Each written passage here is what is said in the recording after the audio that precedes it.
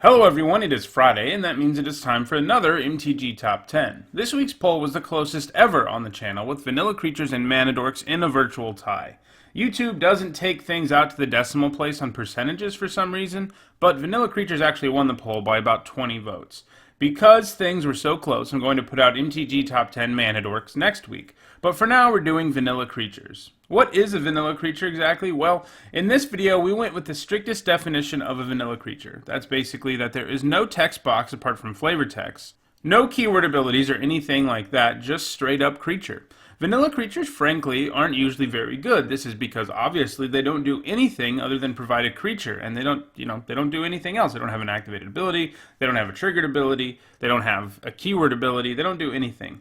For them to see play, they usually have to have incredible stats for their cost or provide a creature type that is otherwise relevant for a deck. There have been over 300 vanilla creatures in the game's history, and only 13 of them have seen any significant play. I actually have all of them on this list, despite it being a top 10, because many of them have the same mana cost and stats, so we will look at them together. Before we get started, a quick reminder on how I grade these lists. Pro Tour top 8s, Vintage Championship and Legacy Championship top 8s are worth 2 points, and Grand Prix top 8s are worth 1 point.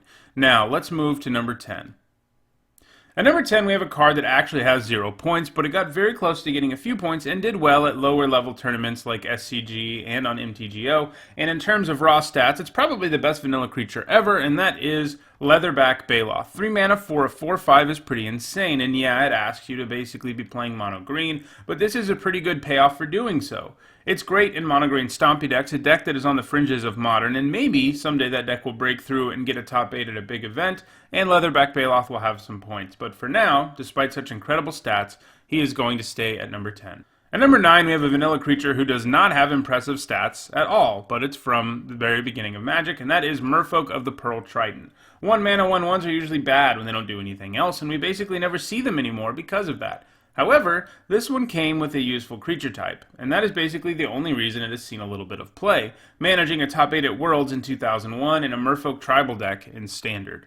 At number 8, we have a creature who costs no mana at all, and for the amount of investment it asks of you, it actually has some pretty impressive stats. Phyrexian Walker, which is a 0 mana 0/3.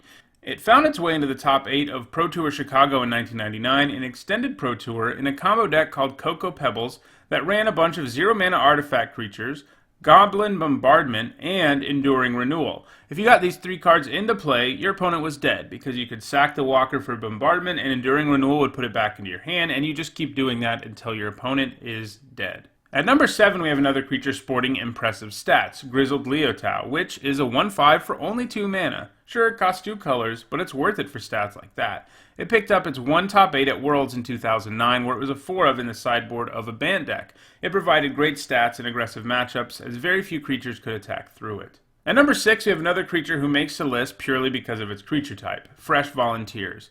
Basically just a white grizzly bear, the Volunteers benefited from the Rebel creature type, as Rebel decks were completely broken and Masks block constructed.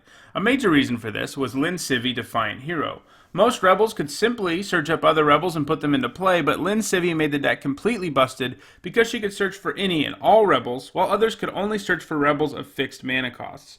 Fresh Volunteers might not seem great, but when you can search it up from your deck for 2 mana, it's a pretty good card. Rebels dominated the block constructed Pro Tour, and Lin Civi was subsequently banned, so the Volunteers never saw play again, but they did get 3 Pro Tour top 8s at that block Pro Tour.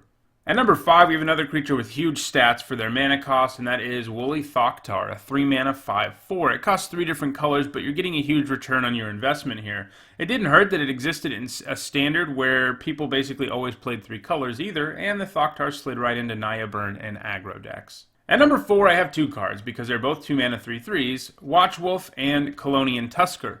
Watchwolf saw the most success of the 2, but the Tusker would have also made this list on its own, since 2 points was enough for this week's list. Watchwolf is the older card of the 2, and when it was printed, it was actually kind of controversial. A 2 mana 3/3 seemed absolutely insane at the time, as it wasn't something that had ever existed before, at least not with no downside, whether it was gold or otherwise. And while the Wolf proved to be good, it didn't end up being the dominant force people thought it would be. From 2006 to 2007, it was part of a Tier 1 standard deck called Zoo, which was a Naya aggro deck, so called because it ran a lot of creatures you might see in the zoo: apes, wolves, lions, and so on. Since then, the wolf has been upstaged by the strictly better Fleecemane Lion, which makes Watchwolf look like nothing special. Colonian Tusker was printed several years later, and while it saw some success, it didn't ever match Watchwolf in the grand scheme of things. Though it was part of a deck that was heavily played at Pro Tour Theros in 2014, it didn't manage any top 8s there, though it did get 2 top 16s.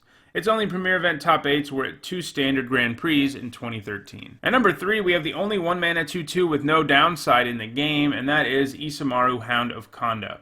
Okay, so it sort of has a downside. The legendary creature thing makes it so you can't just jam 4 of these into your deck like you can most 1-drops, but still, a 1-mana 2/2 is great. It saw play alongside Watchwolf in standard and extended Zoo decks, but it outscores Watchwolf because the Wolves stopped seeing play in later extended versions of Zoo and Naya Burn, while Isamaru continued to see play.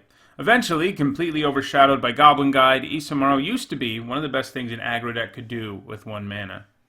At number 2, we have 3 cards because they are all 2/1s for only a single white mana. And those cards are Savannah Lions, Elite Vanguard, and Expedition Envoy.